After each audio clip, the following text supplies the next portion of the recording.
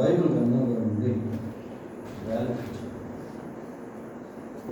Bible గ్రంథంలో నుండి mark సువార్త 15వ అధ్యాయం. మార్కు సువార్త 15వ అధ్యాయము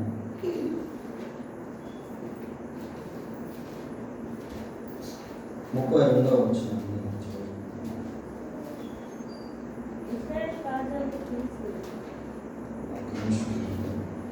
15వ అధ్యాయము 32వ వచనం.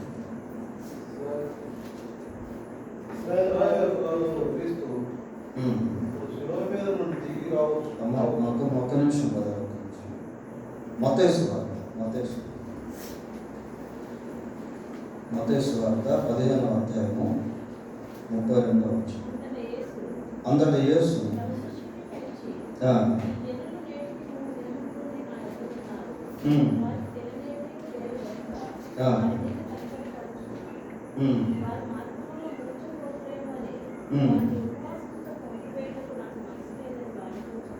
చాలు. పిల్లల మత్తయి రాసిన సువార్త 15వ అధ్యాయము 32వ వచనం నుండి 39వ వచనం వరకు మనం గమనించినప్పుడు అక్కడ యేసుక్రీస్తు ప్రభు ఏ విధంగా గొప్ప జనసమూహానికి ఆహారాన్ని అందించాడో అనేటువంటి విషయాలు మనం చూస్తాం.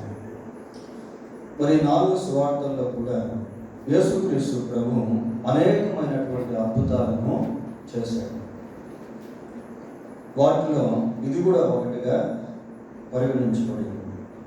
చాలాసార్లు మనం 5 రొట్టెలు 2 చేపల గురించి ఎన్నో వర్తమానాలు వింటూ ఉంటాం.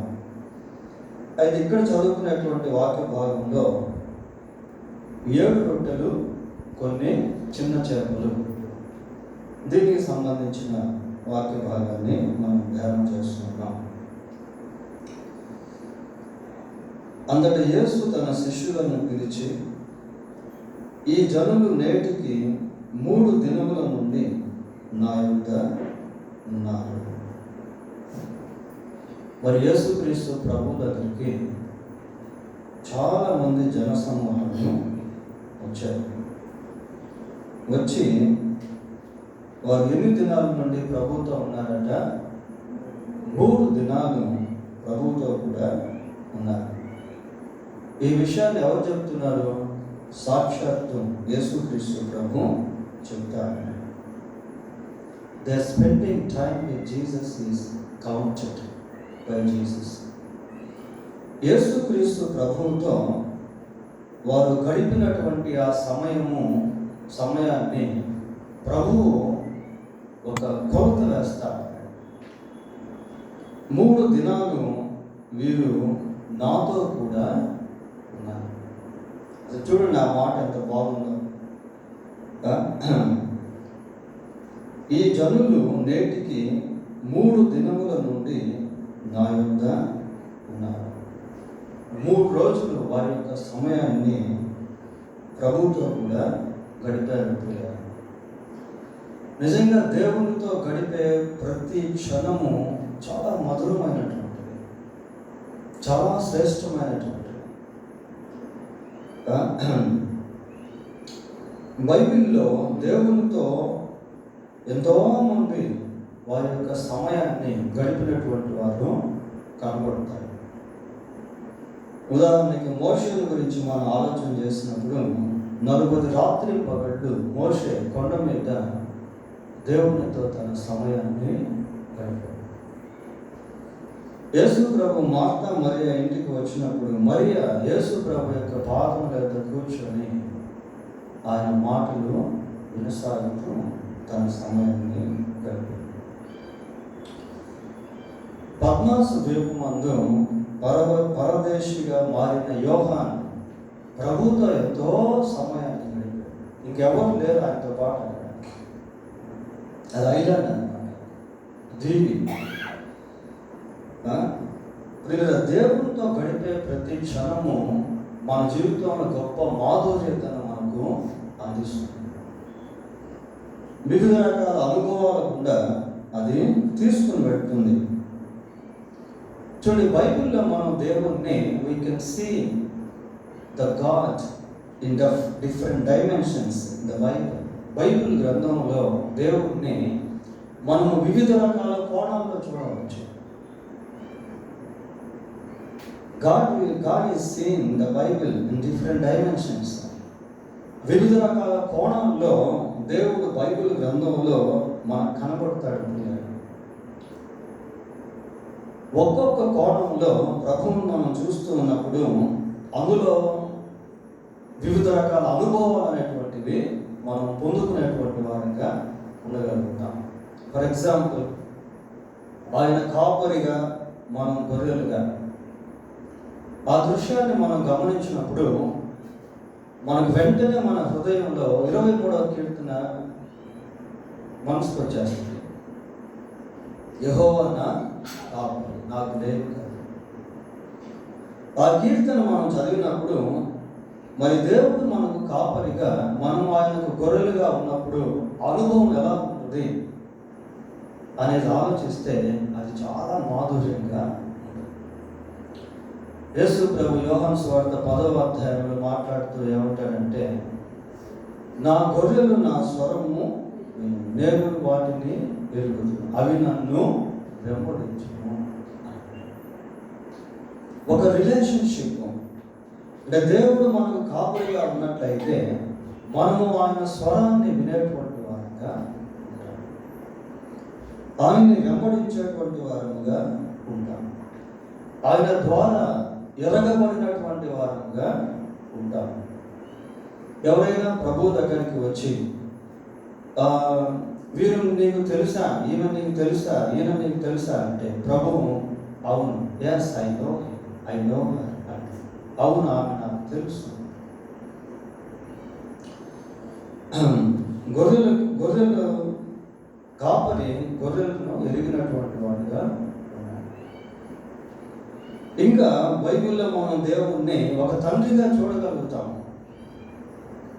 దేవుడు మనకు తండ్రిగా మారినప్పుడు మనం ఆయనకు కుమారులుగా కుమార్తెలుగా ఉన్నటువంటి సమయం ఆ రిలేషన్ వేరు.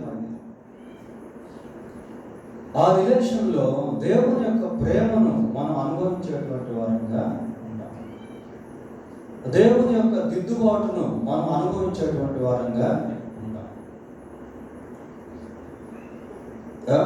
దేవుని యొక్క దిద్దుబాటు పిల్లలు ఈ రోజుల్లో ఎంతో మందికి దేవుని దిద్దుబాటు అవసరం లేదు.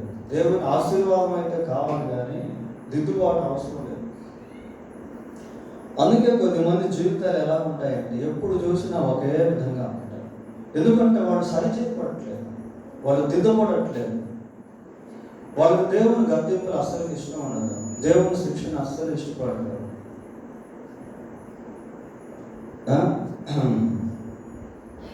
హెబ్రీ గ్రంథకర్త ఏమంటాడంటే, మీరు ఆయన ద్వారా శిక్షింపబడకపోతే మీరు దుర్బీజులు అని అంటాడు. తండ్రి తన కుమారుణ్ణి ఏ రీతిగా శిక్షిస్తాడో దేవుడు మనల్ని సరిచేసేదానికి మన జీవితంలో కొన్నింటిని అనుమతిస్తాడు. ఆ రిలేషన్షిప్ వేరు. తండ్రి తన బిడ్డలను శిక్షించినప్పుడు ఇంకా గాఢంగా ప్రేమిస్తాడు, వారిని చేర తీసుకుంటాడు, దగ్గరికి తీసుకుంటాడు, వారితో ముచ్చటిస్తాడు. మనం మామూలుగా భౌతిక జీవితంలో ఆలోచన చేసినప్పుడు పిల్లలు ఏదైనా తప్పు చేస్తే మనం శిక్షిస్తాం, గద్దిస్తాం, కొడతాం. కొట్టిన తర్వాత ఏమనిపిస్తుంది అంటే మళ్ళీ వాళ్ళ మీద జాలి అనిపిస్తుంది. ఆయన మీ యందు జాలిపడును అని వాక్యం మనం చూస్తాం. తర్వాత దేవుడు మనకి ఒక స్నేహితుడిగా కూడా కనిపిస్తాడు. యోహాను సువార్త 15వ అధ్యాయంలో యేసు ప్రభు తన శిష్యులతో మాట్లాడుతూ ఏమంటాడంటే, వీరు నా స్నేహితులు, యు ఆర్ మై ఫ్రెండ్స్ అంటారు. ఆ రిలేషన్ వేరు. మళ్ళీ స్నేహితులకు మధ్య ఉన్నటువంటి సంబంధ బాంధవ్యాలు అవి కూడా చాలా మాధుర్యంతో కూడినటువంటివి. పిల్లలు ఒక స్నేహితుడు ఇంకొక స్నేహితునితో మాట్లాడుతున్నట్టు దేవుడు మోషేతో మాట్లాడాడు. నేను చేయబో కార్యం అబ్రహామునకు దాచాను, sharing the thoughts, inner thoughts. దేవుడు మనకు స్నేహితుడిగా ఉన్నప్పుడు ఆయన యొక్క అంతర్గత ఆలోచనలను కూడా మనతో పంచుకుంటాడు.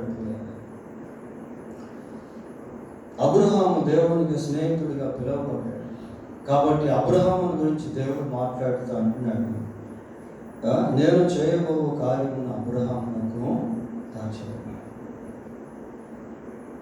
ఇంకా దేవుని గురించి మనం ఆలోచన చేసినప్పుడు ఆయన ఒక భర్తగా, మనము ఆయనకు ఒక వధువుగా, భార్యగా పిలువబడ్డాడు. ఆ రిలేషన్షిప్ వేరు. మళ్ళీ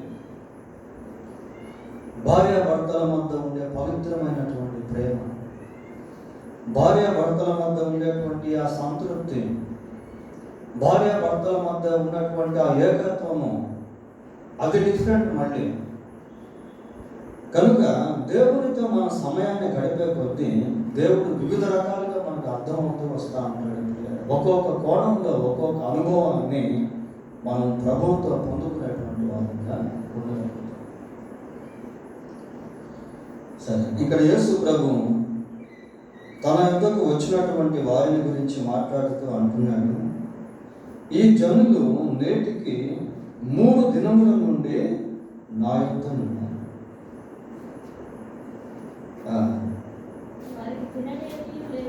వారికి తిననేమీ లేదు గనుక వారి మీద కనికరపడుచున్నాను.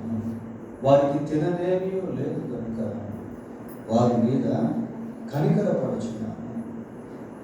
తన యొద్దకు వచ్చినటువంటి వారి యొక్క అక్కర, వారి యొక్క అవసరత, వారికి ఉన్నటువంటి లేమి ప్రభువు ఎరిగినటువంటి వాడుగా ఉన్నాడు.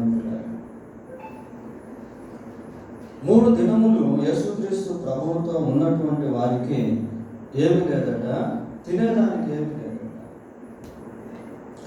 వారి యొక్క లేమిని ఆయన గుర్తించినటువంటి వాడుగా, వారి యొక్క అవసరతను ఆయన గుర్తించినటువంటి వాడుగా. దీంట్లో మనం ఏం నేర్చుకోవాలంటే, దేవుడు మన అవసరతను ఎరిగినటువంటి వాడు. అందరికీ ఒకే అవసరత ఉండదు. ఒక్కొక్కరు ఒక్కొక్క అవసరతను కలిగి ఉంటారు. వివిధ రకాల అవసరతలను మనం కలిగి ఉన్నాము. Different needs we have. కొద్దిమందికి ఆహారం కావాలి, కొద్దిమందికి వస్త్రం కావాలి, కొద్దిమందికి పిల్లలు కావాలి, కొద్దిమందికి పెళ్ళిళ్ళు కావాలి, కొద్దిమందికి ధనం కావాలి, కొద్దిమందికి ఉద్యోగం కావాలి, కొద్దిమందికి ప్రమోషన్స్ కావాలి. We have different kinds of needs. అయితే ఒక్క విషయం ఏంటంటే, బైబిల్లో ఒక మాట ఉంది పిల్లల. ఫిలిప్పీ పత్రిక 4వ అధ్యాయం 19వ వచనం ఒకసారి చదువుదాం. 4:19. ఫిలిప్పీ పత్రిక 4:19. కాగా దేవుడు తన ఐశ్వర్యము చొప్పున క్రీస్తు యేసునందు మహిమలో మీ ప్రతి అవసరమును, ప్రతి అనేటువంటి ఆ 2 అక్షరాల పదము చాలా విలువైనటువంటి పదం. ప్రతి అవసరత అంటే అది ఏదైనప్పటికీ కూడా, what ever it may be, ప్రతి అవసరమును తీర్చు. వివిధ రకాల అవసరతలు మనం కలిగి ఉన్నాం. అయితే ఇక్కడ ఏమని చెబుతున్నామంటే, ప్రతి అవసరమును తీర్చు. God whom we are serving is sufficient. మనం సేవిస్తున్నటువంటి దేవుడు చాలిన దేవుడు, సరిపోయినటువంటి వాడు, అన్ని అవసరతలను కూడా తీర్చగలిగినటువంటి వాడు. పిల్లలు, ఇక్కడ ప్రభు వారిని గురించి మాట్లాడుతూ ఏమంటాడంటే, వారికి తిననేమీ లేదు కనుక వారి మీద కనికరపడుచున్నాను. లేదా మన జీవితంలో కూడా దేన్నైతే మనం కోల్పోయామో, దేన్నైతే మనం కలిగి ఉండలేదో, దాని విషయంలో ప్రభువు కనికరపడతాము. కొద్దిమంది దేవుని సన్నిధికి వస్తారు కానీ మారు మనసు పొందరు. ప్రభువు వారిని చూసినప్పుడు,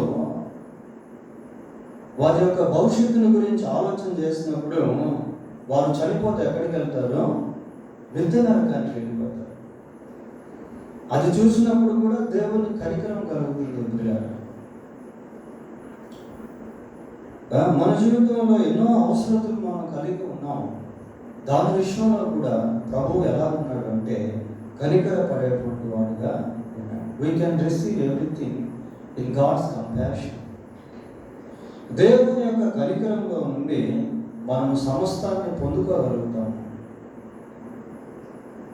కనికరపడుచున్నాను అని చెప్తూ ఇంకా ఏమంటున్నాడు, వారు మార్గంలో మూర్ఛపోవుదురేమో అని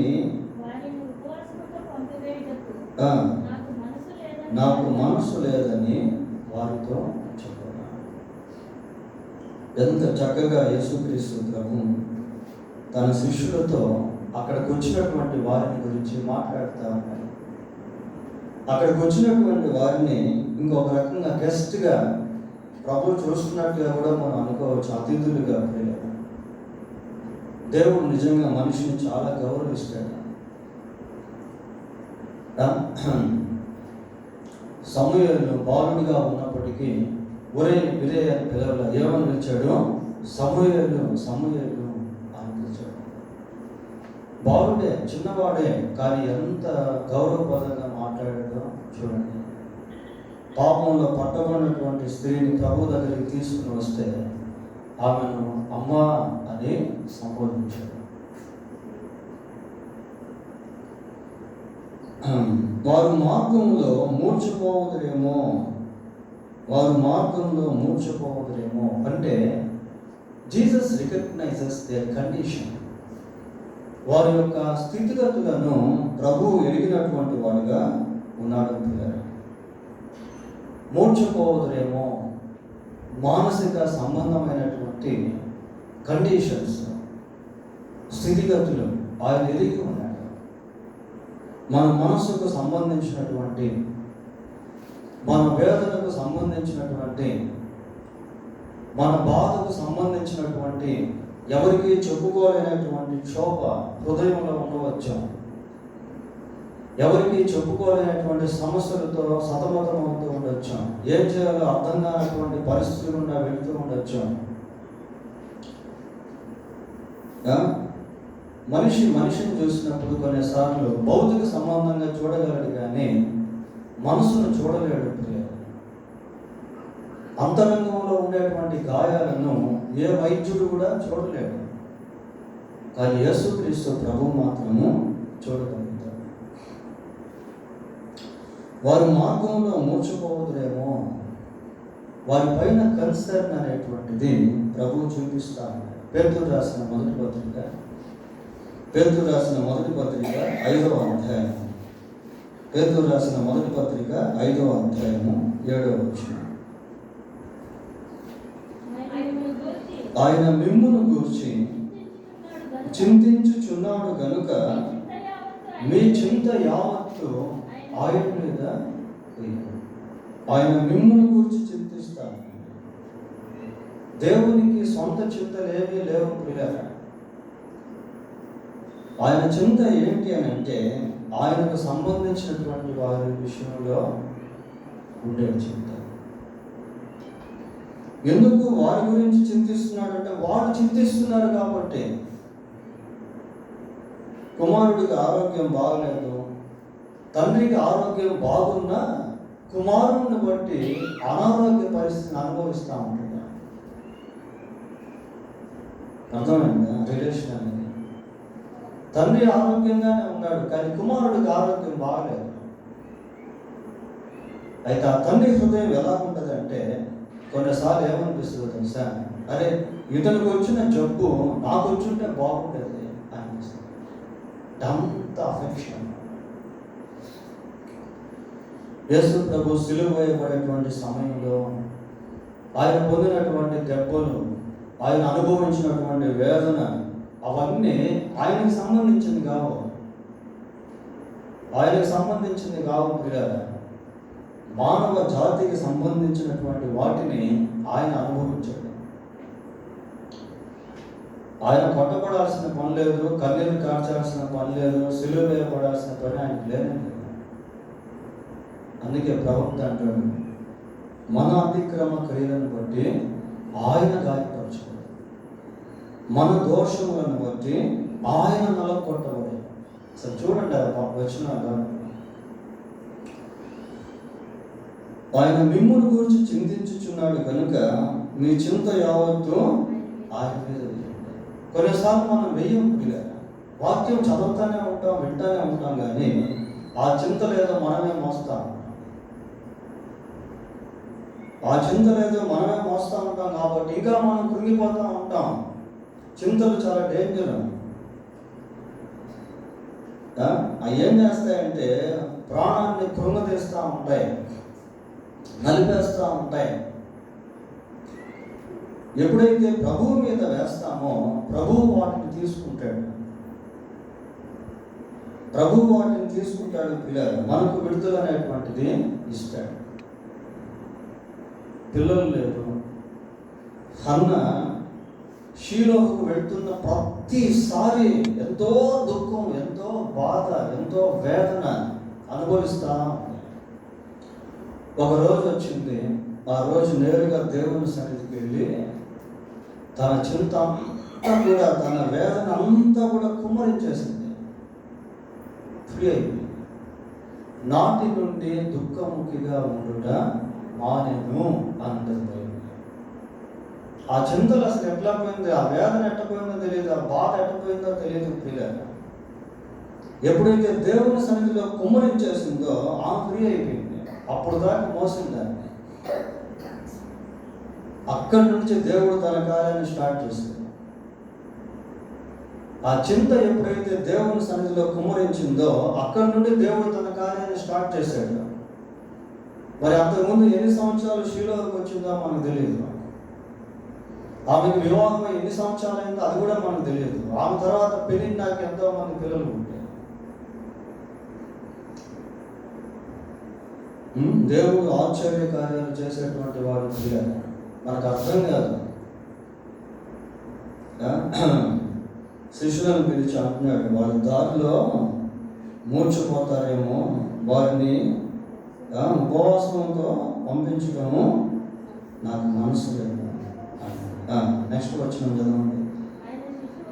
ఆయన శిష్యులు ఇంత గొప్ప జన సమూహమునకు తృప్తి పరచుటకు కావలసిన రొట్టెలు అరణ్య ప్రదేశంలో మనకు ఎక్కడ నుండి వచ్చునని ఆయనతో అనేది. చాలు. ఇది అరణ్య ప్రదేశము. ఇక్కడ ఇంతమందికి సరిపోయేటువంటి రొట్టెలు మనకు ఎక్కడి నుంచి వచ్చే అవకాశం లేదు. We can't buy this much of food bread. ఇది అరణ్య ప్రదేశం. ఇంతమంది జన సమూహానికి ఆహారం సిద్ధపరచడం అనేది అసాధ్యము అన్నట్టుగా వాళ్ళు మాట్లాడుతున్నారు. అది 100% వాస్తవం. అరణ్యంలో ఆహారం ఎలాగ వస్తుందంటే, పైగా ఒకరు ఇద్దరు కాదు, వేల సంఖ్యలో ఉన్నారు ప్రజలు. అప్పటికి 3 రోజులు అయిపోయింది. ఒకవేళ వాళ్ళు వెళితే ఎంతమంది మార్గంలో మూర్ఛలు పడిపోయేవాళ్ళేమో. ఆ సిచ్యువేషన్ చూడండి, పరిస్థితి చూడండి ఎలాగుందో. ఆహారం లేదు, మరొక పక్క వెళ్ళలేదు, వెళ్తే మధ్యలో పడిపోవచ్చు. కేవలం దేవుడు కార్యం చేస్తే తప్ప వారి అవసరత అనేది తీరదు. వారు తిరిగి బలాన్ని పుంజుకోలేరు. అయితే శిష్యులు ఏం చూస్తున్నారంటే అరణ్యాన్ని చూస్తూ ఉన్నారు. దేవుడు ఎలాంటి వాడు అంటే ఆయన ఎడారులను కూడా సెలయేరులుగా మార్చగలిగినటువంటి వాడు. ఆయన కార్యాలు అలాంటివి. పిల్లలు 78వ కీర్తన 13వ వచనం చూద్దాం. ఆయన సముద్రమును పాయలుగా చేసి వారిని అద్దరికి నడిపించను. చూడండి ఆ వచనం ఎలా. సముద్రాన్ని పాయలు చేసి అద్దరికి నడిపించాడు. సముద్రాన్ని పాయలు చేయకముందు ఇశ్రాయేలు పరిస్థితి ఎలా ఉంది అంటే, అటు వెనక చూస్తే ఫరో సైన్యం, ముందు చూస్తే సముద్రం, కాకుండా దూరమే కారడిగి అని ఎటు పోలేదు వాళ్ళు. అటువంటి సమయంలో ఏం చేయాలో అర్థం కావట్లేదు. కేవలం దేవుడు కార్యం చేస్తే తప్ప వాళ్ళకి మరొక జీవితం అనేటువంటిది లేదు. మళ్ళీ బానిసత్వమే. కానీ ప్రభు ఏం చేశాడు అంటే ఆ ఎర్ర సముద్రాన్ని పాయలు చేసి దాని మధ్యలో నుండి మార్గాన్ని ఏర్పాటు చేశాడు. ఆయన నీటిని రాశిగా నిలిపెను. పగటి వేళ మేఘములో నుండి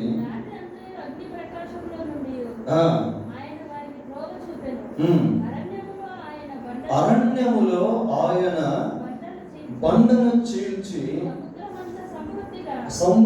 సముద్రమంతా సమృద్ధిగా వారికి నీరు త్రాగనిచ్చాడు. ఎక్కడ చీల్చాడు బండనే? అరణ్యంలో. పిల్లలు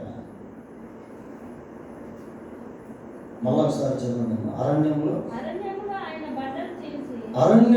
ఆయన బండను చీల్చి సముద్రం అంత సమృద్ధిగా వారికి నీళ్ళు. అరణ్యంలో అసలు నీళ్ళే ఉండవు, ఎడారిలో అసలు నీళ్ళే ఉండవు. అలాంటిది అరణ్యంలో బండను చీల్చి సముద్రం అంతా సమృద్ధిగా వారికి నీళ్ళను త్రాగనిచ్చాడు. ఆ నీళ్లు వాళ్ళు త్రాగకపోతే చనిపోయేవారు. ఆ ఎర్ర సముద్రం చేర్చకపోతే మళ్ళీ బానిసత్వంలోకి వెళ్ళిపోయేవాడు. చూడండి దేవుని కార్యాలు ఎలా ఉన్నాయో. మళ్ళీ చదవండి ఇంకా తర్వాత.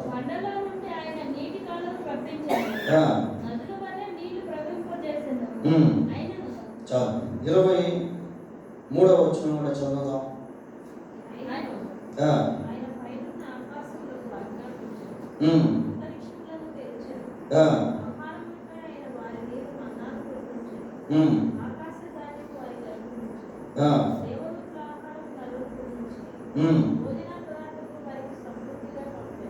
చూడండి ఎక్కడి నుంచి పంపుతున్నాడు అవన్నీ? ఆకాశంలో ఉంది, అంతరిక్షంలో ఉంది. అప్పుడు వాళ్ళ మార్గం ప్రయాణం ఎక్కడ ఉంది అంటే అరణ్యంలో ఉంది. పిల్లలు ఇంకా పూరేళ్లను కూడా వారికి దేవుడు అనుగ్రహించాడు సమృద్ధిగా. అవన్నీ కూడా నాట్ హ్యాండ్ టు మౌత్, చాలనే విధంగా కాకుండా సమృద్ధిగా వాళ్ళకి ఆహారాన్ని అందించాడు. సమృద్ధిగా వారికి నీళ్లను దేవుడు ఎక్కడ ఎన్ని ఇచ్చాడు? అరణ్యంలో. శిష్యులు వచ్చి అడుగుతున్నారు. ఏమడుగుతున్నారు అంటే, ప్రభా ఇది అసలే అరణ్య ప్రదేశం, మరి ఇంతమందికి రొట్టెలు ఎక్కడి నుండి తీసుకుని రాగలం అంటున్నారు. ప్రభు అన్నాడు, తర్వాత చదవండి 34. యేసు మీ వద్ద ఎన్ని రొట్టెలు ఉన్నవని వారిని అడుగగా వారు 7 రొట్టెలు కొన్ని చిన్న చేపలు ఉన్నవని చెప్పారు. ప్రియులారా, ఇక్కడ ఈ మాటను మనం ఒకసారి ఆలోచన చేస్తాం. వాళ్ళేమో అరణ్యం గురించి మాట్లాడుతున్నారు. ఈయనేమో అసలు వాళ్ళు మాట్లాడుతున్నటువంటి మాటకి రిలేషన్గా మాట్లాడటం లేదు. అవునా, ఇది అరణ్య ప్రదేశమా, మరి ఇంతమందికి సరిపోతాయా, మరి ఎక్కడి నుంచి అటు చెప్పట్లేదు. కానీ ఈయన వే ఆఫ్ టాకింగ్ ఎలా ఉంది అని అంటే, మీ వద్ద ఎన్ని రొట్టెలు ఉన్నాయి? ఇది అరణ్య ప్రదేశమా? అరణ్య ప్రదేశం కాదా? ఈ రొట్టెలు సరిపోతాయా? సరిపోవట్లే అనట్లే. ఇంకా కొంచెం మనం దీన్ని ఆలోచన చేస్తే ప్రశ్న ఎలా ఉందంటే, ఎంతమంది ఇక్కడ ఉన్నారు అని అడగాలి. మామూలుగా అయితే మనమైతే అదే అడుగుతాం, ఎంతమంది ఉన్నారు అని అడుగుతాం. కానీ ఆయన ఏమడుగుతున్నాడు? ఎన్ని రొట్టెలు ఉన్నాయో అడుగుతున్నాడు. అన్కౌంటబుల్ పీపుల్, ఎంతమంది ఉన్నారో లెక్కించలేనంత జనం పిల్లలు. కానీ ఆయన జనం గురించి అడగట్లేదు, ఎంతమంది ఉన్నారో అని అడగట్లేదు. కానీ ఆయన ఏమడుగుతున్నాడంటే, మీ దగ్గర ఎన్ని రొట్టెలు పిల్లలు. మనం ఆలోచించే ఆలోచనకి, దేవుడు ఆలోచించే ఆలోచనకి చాలా వ్యత్యాసం అనేటువంటిది ఉంటుంది. మన తలంపులకు దేవుని తలంపులకు చాలా వ్యత్యాసం అనేది ఉంటుంది. యేసు ప్రభు యాయిరు ఇంటికి వెళ్ళినప్పుడు అప్పటికే యాయిరు యొక్క కుమార్తె చనిపోయింది. ఆయన వెళ్ళినప్పుడు వాళ్ళు అన్నారు, ఆమె చనిపోయింది అన్నారు. ప్రభు అన్నాడు, ఆమె చనిపోలేదు, నిద్రించుచున్నది అన్నాడు. చూడండి, వాళ్ళ మాటకి ఈయన మాటకి వ్యత్యాసం ఎలా ఉంది. వారి దృష్టిలో ఆమె చనిపోయింది, అది 100% వాస్తవం. వీరి దృష్టిలో అరణ్యం అనేది 100% వాస్తవం ప్రియులారా. కానీ ఆయన చూచేటువంటి విధానము, ఆయన తలంచేటువంటి విధానము వ్యత్యాసంతో కూడినటువంటిది. దేవుడు ఏ కోణంలో అయితే చూస్తాడో, దేవుడు ఏదైతే తలస్తాడో అది ఖచ్చితంగా జరిగి తీరాల్సిందే. దాన్ని మార్చగలిగినటువంటి శక్తి ఎవరికి కూడా లేదు. ప్రభు అడుగుతున్నాడు, 7 రొట్టెలు కొన్ని చేపలు మాత్రమే ఉన్నాయి. 35వ వచనం. అప్పుడు ఆయన నేల మీద కూర్చుండుడని జన సమూహమునకు ఆజ్ఞాపించింది. నేల మీద కూర్చుండుడని జన సమూహమునకు ఆజ్ఞాపించి. సహజంగా ఇంటికి ఎవరైనా వస్తే వంట చేసిన తర్వాత అప్పుడు వాళ్ళకి భోజన పంక్తిలో కూర్చోబెడతాం. అసలు భోజనమే ప్రిపేర్ కాకుండా వాళ్ళని కూర్చోమంటే అది అంత అర్థవంతంగా ఉండదు. మనం ఒక మ్యారేజ్కి వెళ్ళామనుకోండి, ఆ మ్యారేజ్లో మరి భోజనం తయారైన తర్వాతనే వాళ్ళు వడ్డించడం ప్రారంభిస్తారు. అసలు భోజనమే రెడీ కాలేదనుకోండి, అంత కన్ఫామ్గా అయితే చెప్పలేరు కూర్చోండి అంటే. అసలు ఇంకా ఈ 7 రొట్టెలు కొన్ని చిన్న చేపలు ఆశీర్వదించబడలేదు, మల్టిప్లై కాలేదు. కానీ ప్రభు ఏమంటున్నాడు అక్కడ? ఏం చేస్తున్నాడు ప్రభు అక్కడ? అప్పుడు ఆయన నేల మీద కూర్చుండుడని జన సమూహమునకు ఆజ్ఞాపించి. ముందే చెప్తున్నాడు కూర్చోమని చెప్తున్నాడు పిల్లలు. అంటే అంత కన్ఫామ్గా ప్రభు చెప్తా ఉన్నాడు. కొన్నిసార్లు మనం బాహ్య సంబంధంగా ఆలోచిస్తాము, బాహ్య సంబంధంగా మనం చూస్తాం ప్రియులారా. దేవుని మాటలు అర్థం కాదు. ఆ దేవుని మాటల్లో ఉన్నటువంటి అంతరార్థాలు మనం ఎప్పుడైతే అర్థం చేసుకోగలుగుతామో అక్కడ ఖచ్చితంగా మనం లోపడేటువంటి వారంగా ఉండగలుగుతాం. అక్కడ ప్రశ్నలు లేవు, మరి ఆహారమే లేదు కదా ప్రభు, ఇక్కడ కూర్చొని ఏం లాభం అని అడగట్లేదు. కానానులో ద్రాక్షారసం అయిపోయింది, ఏం చేయాలో అర్థం కావట్లేదు. ఆ టైంలో ద్రాక్షారసం కొనాలన్నా వెంటనే దొరకదు. అటువంటి సమయంలో వాళ్ళు ప్రభు వైపు చూస్తూ ఉంటే ప్రభు ఏమన్నాడంటే, చూడండి ఒకసారి యోహాను సువార్త 2వ అధ్యాయము 7వ వచనం. 2:7. యేసు ఆ బాణలను నీళ్లతో నింపుడని వారితో చెప్పి. ఆ బాణాన్ని నీళ్లతో నింపండి అన్నాడు పిల్లలు. ఆ బాణాన్ని నీళ్లతో నింపండి అన్నాడు. ఇంకా ఆయన చేసేటువంటి కార్యం ఎలాంటిదో అనేది నింపిన తర్వాతనే అర్థమవుతుంది. ఆయన చేసేటువంటి కార్యం ఎలాంటిదో అనేది వాళ్ళు కూర్చున్న తర్వాతనే అర్థమవుతుంది వాళ్ళకి తినేటప్పుడు. ఆ బాణలను నీళ్లతో నింపండి అన్నాడు. వాళ్ళు తూచా తప్పకుండా ఆ 6 రాతి బాణాలని ఫుల్గా నీళ్లతో నింపారు. నింపిన తర్వాత అప్పుడు అన్నాడు, ఇప్పుడు మీరు ముంచి విందు ప్రాధాన్యతకు తీసుకెళ్ళండి. నీళ్లు ద్రాక్షారసంగా మారిపోయినాయి. అక్కడేం కెమికల్ కలపలేదు, అసలు ప్రభు చేయి కూడా పెట్టలేదు. ప్రభు అనుకున్నాడు అంతే, అది అయిపోయింది. ఎంత సర్వశక్తిమంతుడు యేసుక్రీస్తు ప్రభు. పేతురు, యోహాను, యాకోబు అందరూ కష్టపడుతూ ఉన్నారు, రాత్రంతా ప్రయాసపడుతూ ఉన్నారు, ఒక్క చేప కూడా దొరకలే. ప్రభు ఆ ప్రాంతంలో ఉంటూ పేతురుతో అన్నాడు, సీమోను చూడండి ఒకసారి లూకా సువార్త 5:4 చదువుతాం. లూకా సువార్త 5వ అధ్యాయం 4వ వచనం. 5వ అధ్యాయం 4వ వచనం. మీరు ధోనిని లోతుగా నడిపించి చేపలు పట్టుటకు మీరు వలలు వేయడని సీమోనుతో చెప్పగా, సీమోను ఏలినవాడ, రాత్రి అంతయు మేము ప్రయాసపడ్డాం, ఏం కూడా దొరకలేదు. చేపలు పడేది రాత్రి పూట అని వాళ్ళకి తెలుసు. వీళ్ళారు రాత్రి అంతా ప్రయాసపడ్డారు, ఒక్క చేప కూడా దొరకలేదు, ఏమీ దొరకలేదు. అయితే ప్రభు అంటాడు, నీ దోణిని ఇంకోసారి చదవనుగా, నీ దోణిను లోతుకు నడిపించి చేపలు పట్టుటకు వలలు వేయండి. దోణిను లోతుకు నడిపించండి, వలలు. చేపలు పడతాయా పడవా అనేది తర్వాత సంగతి, కానీ ఆయన చెప్పింది చేయడం అనేది ముఖ్యం. నీళ్లు ద్రాక్షారసంగా మారుతాయా మారవా అనే తర్వాత సంగతి, కానీ వాళ్ళు ఆ నీళ్లతో బాణలను నింపడం ముఖ్యం.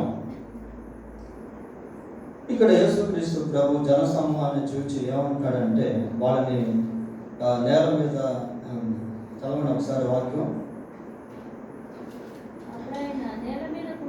నేల మీద కూర్చుండుడని జన సమూహమునకు ఆజ్ఞాపించి ఆ 7 రొట్టెలను ఆ చేపలను పట్టుకొని కృతజ్ఞతాస్తుతులు చెల్లించి వాటిని విరిచి తన శిష్యులకు ఇచ్చెను. శిష్యులు జన సమూహమునకు వడ్డించిరి. వీళ్ళ జనాలందరూ కూడా కూర్చున్నారు. కూర్చున్న తర్వాత ప్రభు ఆ 7 రొట్టెలను చిన్న చేపలు కొన్ని చేపలను తన చేతుల్లోనికి తీసుకొని వాటిని ఆశీర్వదించాడు. అప్పటి వరకు అవి 7 రొట్టెలు కొన్ని చేపలే ప్రభు యొక్క చేతిలోనికి ఎప్పుడైతే వెళ్ళాయో, ప్రభు ద్వారా ఎప్పుడైతే అవి దీవించబడ్డాయో అవి మల్టిప్లై అయిపోయాయి. ఇప్పుడు 7 రొట్టెలు కాదు, ఎన్ని రొట్టెలు కూడా కౌంట్ చేయలేము. ఇప్పుడు కొన్ని చేపలు కాదు, ఎన్ని చేపలు కూడా కౌంట్ చేయలేము. అంత విస్తారంగా మల్టిప్లై. అసలు చాలా అద్భుతం అది. కళ్ళ ముందరే తీస్తూ ఉంటే వస్తూ ఉన్నాయి అనుకోండి, అసలు చూసేదానికి ఎట్లా ఉంటుంది ఆ మిరాకిల్ అనేది. అంత సమృద్ధిగా దేవుడు వాటిని ఆశీర్వదించాడు. ఇక్కడ కూడా మనం నేర్చుకోవాల్సిన పాఠం ఉంది. ప్రభువుకి ఇచ్చేటువంటి విషయంలో మనం నమ్మకంగా ఉంటే దేవుడు ఎంతగా ఆశీర్వదిస్తాడో మనకు తెలియదు. ఆకాశపు వాక్యములు విప్పి పట్టజాలనంత విస్తారముగా దీవెనలను కుమ్మరిస్తాడు. మీ పంటను తినే పురుగును కత్తిస్తాను, అకాల ఫలములు రాకుండా చేస్తాను. అనవసరమైనటువంటి నష్టాలు లేకుండా. If we learn to give God, even though it is a little, God will bless it abundantly. అది కొంచెమైనా సరే దేవునికి ఇచ్చేది మనం నేర్చుకుంటే దేవుడు దాన్ని సమృద్ధిగా ఆశీర్వదిస్తాడు.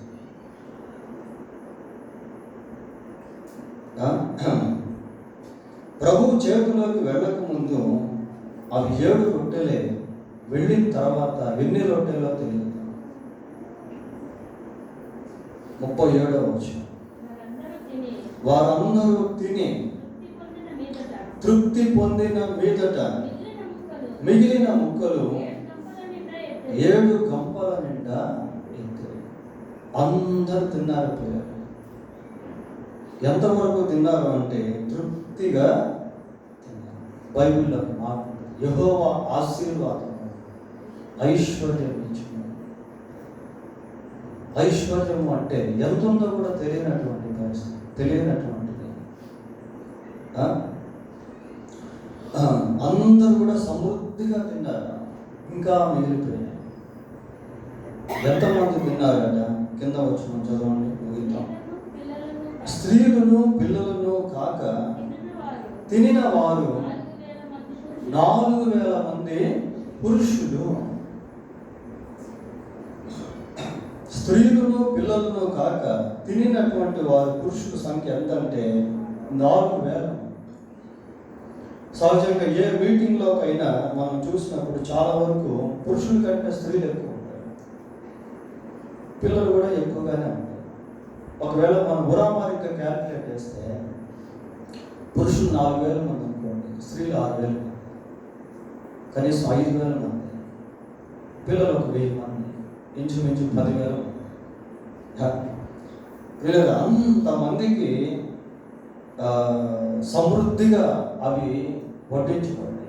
అందరూ తిని తృప్తి పొందారు. ఇంకా ఎన్ని మిగిలాయట గంపలు? 7 గంపల నిండా ఎత్తారట. దేవునిలో సమృద్ధి అనేటువంటిది దేవుడు ఆశీర్వదించినప్పుడు ఆ ఆశీర్వాదం అలాగే ఉండిపోతుంది. దేవుని చేతిలోనికి మనల్ని మనం అప్పగించుకోవాలి. దేవుడు కృప చూపిస్తాడు. దేవుని తలంపులు వేరు, దేవుని ఆలోచనలు వేరు. దేవునితో మనం సమయం గడుపుతూ ఉన్నాము. దేవునిలో ఉన్నటువంటి వివిధ రకాల అనుభవాలను మనం కలిగి ఉండేవారంగా దేవుడు తన వాక్యాన్ని దీవించాడు. ప్రార్థన చేసుకుంటాం. ఒక నిమిషం అందరూ ప్రార్థన చేసుకుంటాం. ప్రభువుని అడుగుతాం, ప్రభువా మీతో ఎక్కువ సమయాన్ని గడిపే వ్యక్తిగా నన్ను చేయండి. మిమ్మల్ని అనేక విధాలుగా నేను అర్థం చేసుకునే వ్యక్తిగా నన్ను చేయండి ప్రభువా అని అడుగుతాం. ఒక కుమారుడిగా, ఒక కుమార్తెగా, ఒక స్నేహితుడిగా, ఒక గొర్రె వలె, ఒక వధువు వలె ప్రభా మిమ్మల్ని మీతో సహవాసాన్ని నేను కలిగి సహాయం చేయాలి. తన ఎడమ చేతిని తల క్రింద ఉంచి కుడి చేతితో ఆదరించేటువంటి వాడు. పరిశుద్ధుడైన మా దేవా మీకు వందనాలు, స్తోత్రాలు చెల్లిస్తున్నాను. ఆయన మీతో మాకు ఇచ్చినటువంటి శ్రేష్టమైన సన్నిహిత సంబంధాన్ని బట్టి మీకు స్తోత్రాలు చెల్లిస్తున్నాను ప్రభా. ఆయన మీ యొక్క ప్రేమలో మాధుర్యత, పవిత్రత మేము కలిగి ఉండటం కృప దయచేయండి. ఆయన మీతో ఎక్కువ సమయాన్ని గడుపుటకు సహాయం దయగలిగిన మా ప్రభా, మా గురించి మీరు ఆలోచిస్తున్నారు, చింతిస్తున్నారు. మా హృదయంలో ఎటువంటి చింతలు ఉన్నాయో, వేదనలు ఉన్నాయో వాటిని మీ సన్నిధిలో కుమ్మరించేవారుగా చేయండి ప్రభా. ఎంతో వాక్యం వింటున్నాం కానీ అవి మా చుట్టూ అలాగే తిరుగుతూ ఉన్నాయి. మారని పరిస్థితులు మమ్మల్ని ఆందోళన గురి చేసేటువంటివిగా ఉన్నాయి.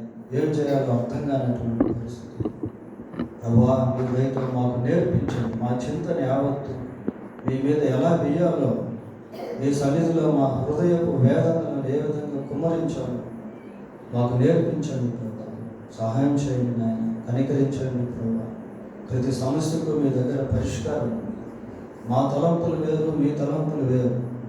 మేము మరణాన్ని చూడగలం, మీరు జీవాన్ని చూసేది. మేము ప్రస్తుతాన్ని చూస్తాం, మీరు భవిష్యత్తుని చూస్తాం ప్రభా. అయినా మీకు వందనాలు స్తోత్రం. కనుక మీ తలంపులకు, మీ ఆలోచనలకు మమ్మల్ని మేము అప్పగించుకునే వారంగా ఉంటున్నాం.